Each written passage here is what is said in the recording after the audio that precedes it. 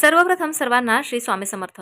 उद्या सोमवार आणि सोमवारी आपण महादेवांची पूजा आवर्जून करत असतो, कारण महादेव म्हणजे भोले बाबा एवढे भोले आहेत की त्यांची थोडीशी पूजाविधी केली की आपल्याला त्यांचे आशीर्वाद प्राप्त होतात। तर बघा, आपल्याला आपल्या मनातल्या कठीणातल्या कठीण इच्छा पूर्ण करण्यासाठी सोमवारच्या दिवशीपासून म्हणजे तुम्ही हा सोमवार, पुढचा सोमवार, त्याचा अजून पुढचा सोमवार, असे कितीतरी सोमवार तुम्हाला जितक्या दिवस वाटेल, जितके सोमवार वाटेल तितक्या सोमवार मी जो सांगते तो उपाय नक्की करा। आपल्या मनातली कठीणातली कठीण इच्छा पूर्ण महादेव नक्कीच करतील।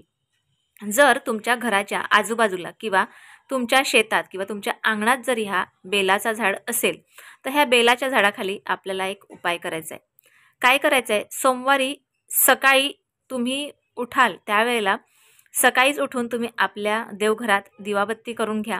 पूर्ण दिवस ओम नमः शिवाय, जर का तुम्ही स्त्रिया असाल तर नमः शिवाय ओम अशा पद्धतीने तुम्ही सकाळपासून मंत्रजप चालू ठेवा। त्यानंतर संध्याकाळच्या वेळेला म्हणजे प्रदोष काळात 6:30 पावणे 7चा सुमार ज्या वेळेला असतो त्यावेळेला सूर्य आपल्या घरी जायला निघतो, म्हणजे असं म्हटलं जातं की सूर्य मावळतीच्या वेळेला आपण हा प्रदोष काळात उपाय करायचा आहे।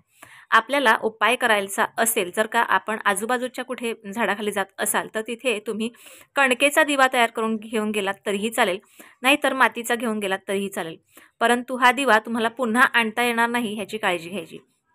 एक दिवा तयार करून घ्यायचा आणि ह्या दिव्यात 2 वाती मिळून एक वात तयार करून घ्यायची आणि त्यानंतर ह्यात शुद्ध गाईच्या तुपाचा तूप ह्याच्यात वाढायचं आणि शुद्ध गाईच्या तुपाचा हा दिवा तयार करायचा।